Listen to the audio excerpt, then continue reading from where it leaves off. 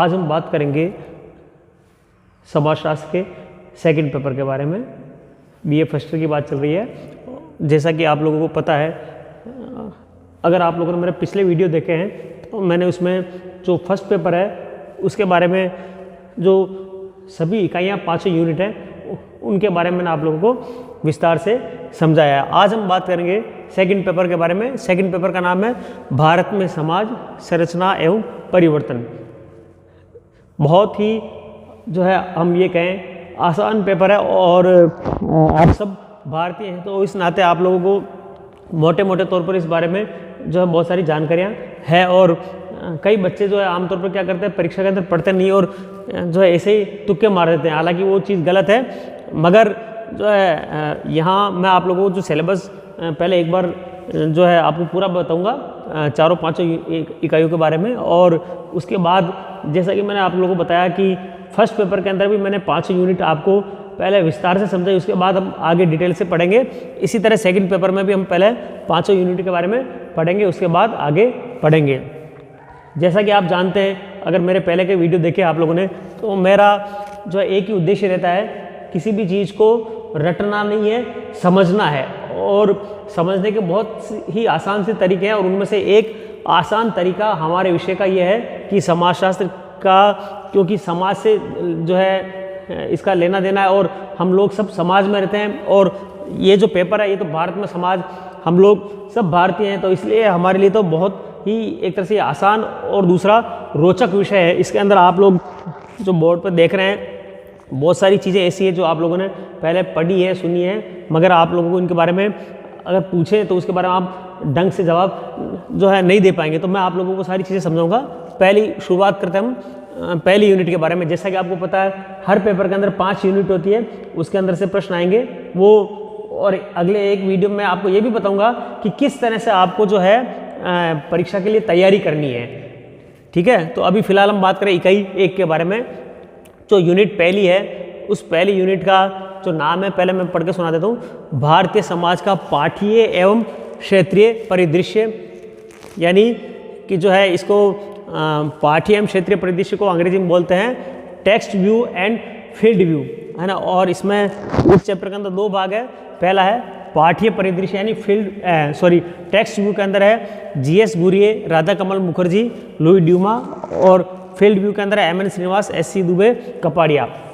ये चीज़ें समझने से पहले, मैं आप लोगों को बताने से पहले मैं एक छोटी सी समझा देना चाहता हूँ कि यहाँ जो है भारतीय समाज का मतलब तो आप लोग जानते ही हैं कि हम जो भारत देश के अंदर रहते हैं उस भारत का जो भी पूरा जो समाज है, भारतीय समाज, उसके बारे में पूरा विस्तार से आएगा। अब एक और चीज़ कि पाठीय और क्षेत्रीय परिदृश्य या फील्ड व्यू, टेक्स्ट व्यू क्या होता है, बहुत ही आसान सी चीज़ है, इसको देखकर घबराना नहीं है।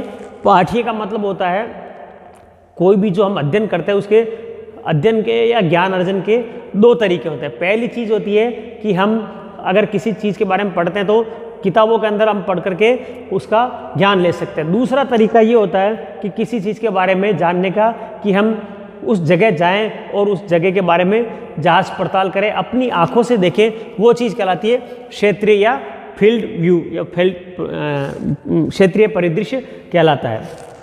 अब जैसा कि मैं आप लोगों को बताता हूँ कि होता ये है कि जो पुराने जो समाजशास्त्री थे, पाठ्य परिदृश्य की हम बात करें, टेक्स्ट यानी भारतीय समाज को समझने के 2 तरीके हैं। पहला तरीका कि जो हमारी पुरानी जो भारत से संबंधित जो इतिहास है, वेद पुराण है ना, जो हमारी जो पुरानी ग्रंथ है, रामायण महाभारत, इनके द्वारा हम हमारे समाज के बारे में जो जानकारी हासिल करते हैं वो कहलाता पाठ्य परिदृश्य है। या इसके अलावा भी जो भी लिखित जो सामग्री है, चाहे वो किसी भी इतिहासकार ने लिखी हो भारतीय समाज के बारे में, तो वो जो है उसके बारे में वो कहलाता पाठ्य परिदृश्य यानी। और जीएस गुरिये जो है, मैं आप लोगों को बताऊं कि भारतीय समाजशास्त्र के जो जनक है, हम जीएस गुरिये को मानते हैं। गोविंद सदाशिव गुरिये इनका पूरा नाम था। दूसरे राधा कमल मुखर्जी है, राधा कमल मुखर्जी बंगाली है, ये भी लगभग समकालीन है। और तीसरा है लुई ड्यूमा। लुई ड्यूमा फ्रांसीसी जो है विद्वान है और इन्होंने भारत में आकर भारत का अध्ययन किया। लुई ड्यूमा के बारे में एक और महत्वपूर्ण चीज़ ये है कि लुई ड्यूमा ने जो है भारत को इतना पसंद करते बाद में कि और उन्होंने एक ये भी चीज़ कही कि अगर पूरी दुनिया को हम अध्ययन करें तो 2 भागों में बांट के हम अध्ययन कर सकते हैं। पहला भाग भारत और दूसरा भाग भारत के अलावा बाकी दुनिया के सभी देश। यानी लुई ड्यूमा का ये मानना था कि बाकी जितने भी जो देश हैं वो सब भारत से अलग है। भारत इतना विविधतापूर्ण और इतना जीवंत देश है इसके बारे में, और इसलिए उन्होंने यहीं रह करके इसका अध्ययन किया। तो पाठ्य परिदृश्य बिल्कुल सीधी सी बात है, इन्होंने जो है कहीं फील्ड में जा करके सर्वे नहीं किया, और बल्कि इन्होंने जो है जो भारत के बारे में जो पुरानी जो ग्रंथ है, किताबें इतिहास से संबंधित है, उनको लेकर के उन्होंने भारतीय समाज के बारे में अपने विचार लिखे, अपने सिद्धांत बनाए। वो चीज़ कहलाती है पाठ्य परिदृश्य। और इसका एक आधार ये भी है कि क्योंकि पुराने ज़माने की अगर हम बात करें, आज से मान लो 1000 साल पहले के भारत के समाज की बात करें तो 1000 साल पहले जाना हमारे लिए पॉसिबल नहीं है। फिल्मों में टाइम मशीन बताते, मगर अभी तक हकीकत में आई नहीं टाइम मशीन। तो जो है उसको जानने का तरीका क्या है भाई, रामायण महाभारत पढ़ करके उसके आधार पे तो हम बता सकते हैं भाई पुराने ज़माने में इस तरह रहते थे। जैसा कि आप लोग जानते हैं कि पहले जो है धनुष बाण और इस तरह की चीज़ें होती थी, और जो है उनके रहने के तौर तरीके अलग थे। आज के तौर तरीके काफ़ी बदले हैं, मगर उनको जानने के लिए हमें पुराने इतिहास से संबंधित चीज़ें पढ़नी पड़ेगी। तो ये पहला हो गया पाठ्य परिदृश्य। दूसरा है क्षेत्रीय परिदृश्य। क्षेत्रीय परिदृश्य का मतलब था फील्ड व्यू। ये पुराने समाजशास्त्री थे। उसके बाद जो भारत में जो आधुनिक समाजशास्त्र की अगर हम बात करें तो वो M.N. श्रीनिवास हुए। ये दक्षिण भारत के थे, कर्नाटक के थे। इनका पूरा नाम है मंसूर नरसिंहाचार्य श्रीनिवास। इन्होंने भारतीय समाज का इन्होंने बहुत ही जो है ऐसे सिद्धांत दिए जो आज भी पूरे विश्व के अंदर इनके सिद्धांतों के बारे में जो है जाना जाता। संस्कृतिकरण, पश्चिमीकरण की अवधारणाएं इन्होंने दी है, वो अगले आप यूनिट में आएंगे, उसमें मैं विस्तार से बताऊंगा आपको। तो श्रीनिवास ने S.C. दुबे यानी श्यामाचरण दुबे और K.M. कपाड़िया, S.C. दुबे उत्तर भारत के थे और K.M. कपाड़िया गुजरात के थे। K.M. कपाड़िया ने, दुबे ने परिवार, विवाह, इन संस्थाओं का अध्ययन किया। M.N. श्रीनिवास ने दक्षिण भारत के गांवों का अध्ययन किया और वहाँ जाति व्यवस्था का और इनका अध्ययन किया। उनका ये मानना था कि अगर भारतीय समाज को समझना है तो समझने के लिए हमें पुरानी किताबें नहीं पढ़नी है, किताबों से अध्ययन नहीं करना, बल्कि वहाँ जाकर के यानी समाज के अंदर जाकर के ये पता करना होगा कि वाकई में समाज क्या है और भारतीय समाज में अभी क्या चीज़ें चल रही है। दोनों ही दृष्टिकोण अपने हिसाब से सही है। अगर हम प्राचीन काल की बात करें उसके जानने के लिए हमें पाठ्य परिदृश्य देखना ही पड़ेगा, और वर्तमान की बात करें तो हमें क्षेत्रीय परिदृश्य में जाना होगा। तो वापस एक बार संक्षेप में बता रहा हूँ, समझ में आ गया होगा आपको। पाठ्य परिदृश्य का मतलब सीधी सीधी बात है, किताबों के अंदर जो लिखा है उसके आधार पर भारतीय समाज को समझना पाठ्य परिदृश्य हो गया। और क्षेत्रीय परिदृश्य यानी फील्ड में जाकर, यानी जो है इलाका क्षेत्र में जाकर के उसका सर्वेक्षण करना, सर्वे करना, देखना, वो चीज़ कहलाती है क्षेत्रीय परिदृश्य। ठीक है, ये हो गई पहली यूनिट। दूसरी यूनिट जो है बहुत आसान है। दूसरी यूनिट और सबसे रोचक यूनिट भी हम इकाई भी कह सकते हैं, भारतीय समाज की संरचना एवं बनावट। ऐसा है कि अगर भारतीय समाज और बाकी के देशों की अगर हम बात करें तो बाकी के देशों में और भारतीय समाज में एक बहुत बड़ा अंतर वो ये है कि भारतीय समाज विविधतापूर्ण समाज है और कोई छोटा मोटा समाज नहीं है। ठेठ उत्तर से लेकर दक्षिण तो बहुत लंबा चौड़ा, हालांकि भारत से बड़े देश भी बहुत सारे हैं, अमेरिका है, चीन है, रूस है, ये भारत से कई गुना बड़े हैं। मगर वहाँ की जो बात करें तो वहाँ की जो समाज है लगभग एक जैसा है। अमेरिका की अगर हम बात नहीं करें तो बाकी देशों की अगर हम बात करें तो लगभग सब एक जैसे। यूरोप की बात करें तो यूरोप के अंदर छोटे छोटे देश हैं, वहाँ भाषा, संस्कृति सब उनकी हर देश की अपनी अलग अलग है, मिलती जुलती है। यहाँ पर तो जैसा कि आप जानते हैं कि अगर आप राजस्थान के तो भी आपको पता होगा मेवाड़ का अलग खान पान है, बोलचाल है, मारवाड़ का अलग है। तो जब राजस्थान के अंदर ही दो है तो अगर दक्षिण भारत की अगर बात करें तो वहाँ बिल्कुल अलग हो जाएगा। दूसरा, यहाँ धर्म भी बहुत सारे, एक ही धर्म के अंदर भी बहुत सारी विविधताएं हैं। जैसे हिंदुओं की बात करें तो उत्तर भारत के अंदर हिंदुओं के रीति रिवाज अलग है, दक्षिण भारत के अंदर रीति रिवाज बिल्कुल अलग है। तो ये जो है इसी तरह तो भारतीय समाज को जो है जानने के लिए ये जो है बहुत सारी विद्वानों ने बहुत सारी चीज़ें इनका अध्ययन किया है। तो इस यूनिट के अंदर आपके कुछ चीज़ें हैं, जैसे पहला है इसके अंदर गांव, नगर, शहर, इनके बारे में हम बात करेंगे। गांव का मतलब विलेज, नगर यानी टाउन और शहर का मतलब है सिटी। तीन चीज़ें हैं, गांव, नगर, शहर। जैसा कि आप लोग जानते हैं भारतीय समाज जो है गाँव का देश माना जाता था, अभी भी गांव का देश है, मगर अब धीरे धीरे गांव खत्म होते जा रहे हैं। एक और चीज़ है, हम लोग क्या बचपन में जो किताब पढ़ते आ रहे हैं, समय के साथ परिवर्तन होता है मगर हम चीज़ें वही पढ़ रहे हैं, तो इसलिए और हमारे दिमाग के अंदर बहुत सारी चीज़ें बैठी है तो हम उनको एकदम से सहज स्वीकार नहीं कर पाते। तो मैं आप लोगों को चीज़ें बताऊंगा। पहली चीज़, गांव किसे कहते हैं? अगर प्रश्न उठता है, गांव का मतलब ये होता है कि जो है जहाँ की आबादी। एक और चीज़, गांव का मतलब जनसंख्या से लेना देना नहीं होता, गांव की आबादी छोटी और बड़ी भी हो सकती है। हम लोग ये मानते हैं कि शहर बहुत बड़ा होता है आबादी, एक हमारे दिमाग में सबसे बड़ा भ्रम ये रहता है कि शहरों के अंदर लाखों की आबादी होती है, ऐसा नहीं है। यूरोप और अमेरिका की बात करें तो यूरोप अमेरिका में 5,000 लोगों की जो बस्ती है उसको भी हम शहर कहते हैं, जबकि यहाँ पर 5-10 हज़ार के गांव तो छोटे मोटे गांव ही हो जाते हैं। यूपी के अंदर तो हर गांव ही लगभग 5,000 से 10,000 के बीच की आबादी का होता है। तो आबादी से गांव शहर का फर्क नहीं पड़ता। निर्धारण का आधार क्या है? पूरी दुनिया में जो निर्धारण का आधार है गाँव या शहर का, वो है खेती। कैसे? बिल्कुल सीधी सी बात है, जिस भी क्षेत्र की जो आबादी 70% या उससे अधिक आबादी जो है खेती के ऊपर निर्भर है तो वो जगह कहलाती है गांव। ठीक है, बिल्कुल सिंपल सी बात है। खेती बाड़ी जो प्राथमिक जो धंधे, गाय भैंसे पालन करना, खेती बाड़ी करना, वो जो है जगह है वो कहलाती गांव। और शहरों के अंदर खेती बाड़ी के अलावा बाकी जो भी धंधे हैं वो अगर करते हैं लोग बाग तो वो चीज़ कहलाती है शहर। और खेती बाड़ी से लेकर के जो इसका क्या बहुत सारा प्रभाव पड़ जाता है। एक और छोटा सा मैं उदाहरण दूंगा आप लोगों को। खेती को अंग्रेजी में क्या बोलते हैं? एग्रीकल्चर। ठीक है, बाकी किसी भी धंधे के आगे अंत में कल्चर शब्द नहीं आएगा। जैसे बिजनेस है या जॉब है, नौकरी करते हैं, उसके आगे जॉब कल्चर या बिजनेस कल्चर ऐसा नहीं आता, एग्रीकल्चर आता है। यानी खेती के अंदर, क्योंकि खेती से क्या है पूरी एक संस्कृति जुड़ी रहती है, खेती से रहन सहन, रीति रिवाज, परंपराएं ये सब पाई जाती है। अब आप देखिए भारत के अंदर जितने भी त्यौहार है, चाहे दीपावली हो, चाहे होली हो, चाहे राखी हो, ये सब त्यौहार अगर आपने कभी गौर किया हो तो कब मनाए जाते हैं? जब फसल पक जाती है तब ये त्यौहार मनाए जाते हैं। दीपावली की जो त्यौहार है वो कब मनाया जाता है? खरीफ की फसल पकती है तब। होली का त्यौहार कब मनाया जाता है? जब रबी की फसल पकती है। क्यों? क्योंकि किसानों का देश है। किसान त्यौहार कब मनाएंगे? जब उनके पास पैसा होगा तब खुशी होगी तो वो त्यौहार मनाते। तो सीधी सी बात है, गांव का मतलब है कि वह जगह जहाँ पर अधिकतर लोग खेती बाड़ी करते हो। इसके अलावा और भी बहुत सारी चीज़ें हैं। सुख सुविधाओं की भी बात करें तो भी बहुत अंतर पड़ जाता। गांव के अंदर सुविधाएं कम होती है, शहरों के अंदर बहुत सारी सुविधा होती है, मगर जो मोटा अंतर है गांव शहर का ये हो गया, जब मैंने आपको बताया। और नगर किसे कहते हैं? यानी टाउन। सीधी सी बात है, टाउन जो है न गांव होता है न शहर होता है। जैसे कि अगर हम बात करें राजस्थान की या भारत के अंदर जो ज़्यादातर जो छोटे छोटे कस्बे हैं वो सब नगरों के अंतर्गत आता है। जैसे कि एक घर के अंदर तो आपके यहाँ तो आप रह रहे, पड़ोस में आपने बाड़ा बनाकर गाय भैंसे पाल रखी है, किसी के खेत भी है, तो जो है दोनों मिक्स जो है चीज़ें आती है वो चीज़ कहलाती है नगर या कस्बा। सॉरी, या नगर नहीं कहेंगे, इसको कस्बा बोलेंगे, नगर नहीं होगा। गांव, कस्बा और शहर। ठीक है, तो ये हो गया।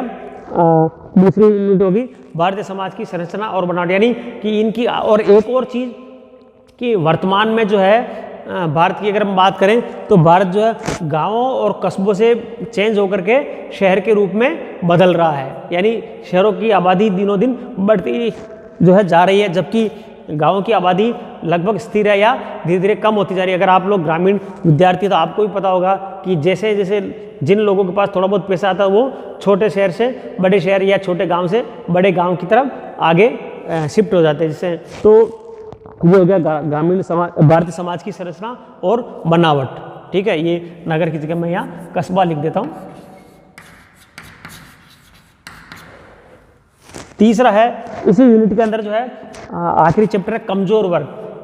हर समाज के अंदर जो है कुछ जो है, जैसे हम कहते हैं ना हाथ की 5 उंगलियां बराबर नहीं होती, उसी तरह समाज के अंदर कुछ वर्ग शक्तिशाली होते हैं, कुछ कमज़ोर होते हैं। तो कमज़ोर वर्ग कौन कौन से? यानी कमज़ोर वर्ग का मतलब है कि जिन्हें बाकी जो सामान्य अधिकार है या जो ताकत है, जिनके पास शक्ति है वो नहीं होती है, उनकी जो है बाकी लोगों की तुलना में उनके पास जो है अधिकार और किसी न किसी रूप से वंचनाएं या वंचित होते हैं, वो चीज़ कहलाती है कमज़ोर वर्ग। अब यहाँ पर एक और चीज़, जैसा कि मैंने बताया अनुसूचित जाति SC, अनुसूचित जनजाति ST। अब ये दोनों शब्द के बारे में हम बात करेंगे। आप लोग जो है SC ST शब्द से परिचित हैं, मगर कभी आपने सोचा कि ये SC ST शब्द आया कहाँ से, क्यों कहते हैं SC ST? आप जानते हैं कि भाई कौन व्यक्ति SC का है या ST का है, मगर अगर किसी से पूछे इसका अर्थ क्या है तो आप लोग शायद नहीं बता पाएंगे, ज़्यादातर लोग नहीं बता पाएंगे, या इवन जो इस कैटेगरी से जुड़े वो भी नहीं बता पाएंगे। तो मैं आपको वापस थोड़ा संक्षेप में बताता हूँ। SC ST का मतलब अंग्रेजी में, हिंदी में बोलते हैं अनुसूचित जाति। जाति का मतलब तो आप जानते ही हैं, मैं आगे आएगा तब मैं और समझाऊंगा। यानी कि भारतीय समाज जातियों में विभक्त है और जाति हमें जन्म से मिलती है। हमने किसी ने भी जाति का कोई फॉर्म नहीं भरा कि भाई मैं किस जाति में होऊंगा, ये जो हमारे माँ बाप की जाति थी वही हमारी जाति हुई।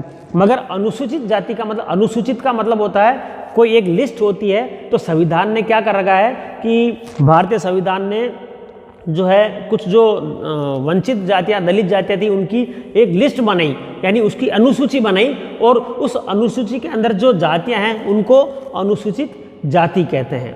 बात समझ में आ गई? बिल्कुल सीधी सी बात है कि वे जातियाँ जिन्हें भारत सरकार अनुसूचित सूची में शामिल करती है वो अनुसूचित जाति या SC कहलाती है। दूसरा है अनुसूचित जनजाति। जनजाति का मतलब यहाँ आदिवासियों से मैं ज़्यादा अभी फिलहाल यहाँ नहीं समझूंगा, आपको केवल इसका अर्थ बता रहा हूँ। आदिवासी किसे कहते हैं? आदिवासी जो है पहाड़ों जंगलों में रहते हैं, जिनका खान पान बाकी लोगों की तुलना में थोड़ा अलग तरह से होता है, वो जो है प्रकृति के ज़्यादा निकट होते हैं, वो जनजातियाँ कहलाती है। तो इनकी भी जो है भारत सरकार ने एक लिस्ट बना रखी है, और उस लिस्ट के अंदर जो जातियाँ आती वो अनुसूचित जनजाति कहलाती है। तो अब रही बात कि ये कमज़ोर वर्ग के अंदर क्यों माना, क्योंकि जैसा कि आप लोग जानते हैं भारतीय समाज क्योंकि जातिवादी समाज रहा है। अब हालांकि अब धीरे धीरे जातिगत भेदभाव कम हो गए, मगर फिर भी जो एक ज़माना ऐसा था जब जाति को लेकर के ही काम धंधे होते थे और भेदभाव बहुत पाया जाता था। मगर ये क्योंकि आज़ादी के बाद भारतीय संविधान, शिक्षा और ऐसी जन जागरूकता के कारण से इन चीज़ों में कमी आई है, मगर फिर भी जो है ये तुलनात्मक रूप से ये वंचित वर्गों के अंतर्गत शामिल होते हैं। तो इनकी क्या समस्याएं हैं, इनका कैसे समाधान हो सकता है, सरकार क्या प्रयास करेगी, वो इस चैप्टर के अंदर हम पढ़ेंगे। तीसरा है महिलाएं। अब महिलाएं कमज़ोर वर्ग में क्यों माना गया?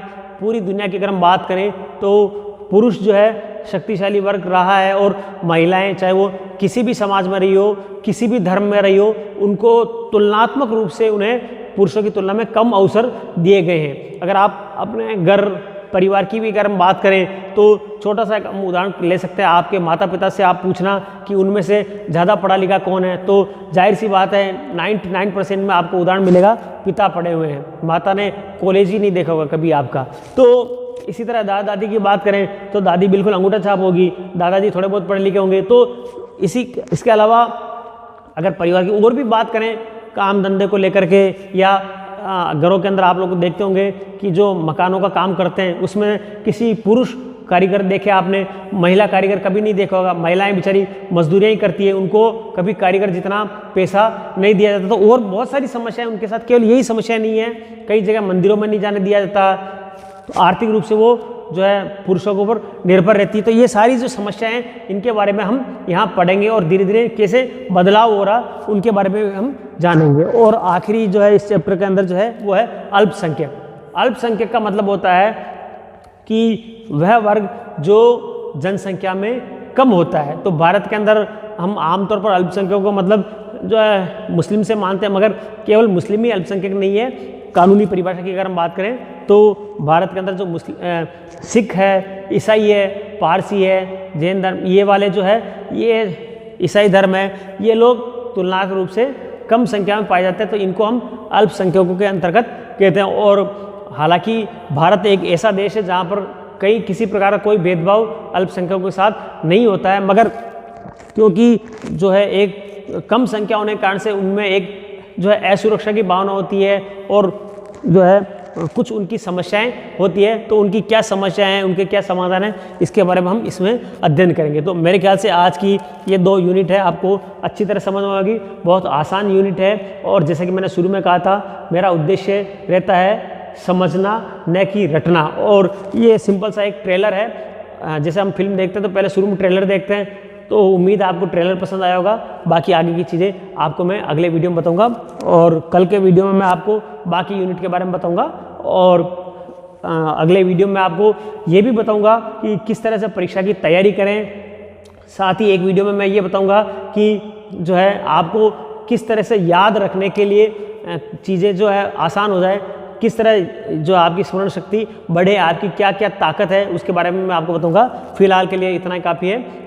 वीडियो पसंद आया हो तो इसको लाइक, शेयर और सब्सक्राइब करना ना भूलें, ताकि ज़्यादा से ज़्यादा विद्यार्थी इसको पढ़ने का मौका मिले। और जिन लोगों के समाजशास्त्र नहीं है वो भी अगर लेना चाहें तो ये चीज़ें पढ़ करके आप अपना विचार बना सकते हैं। धन्यवाद।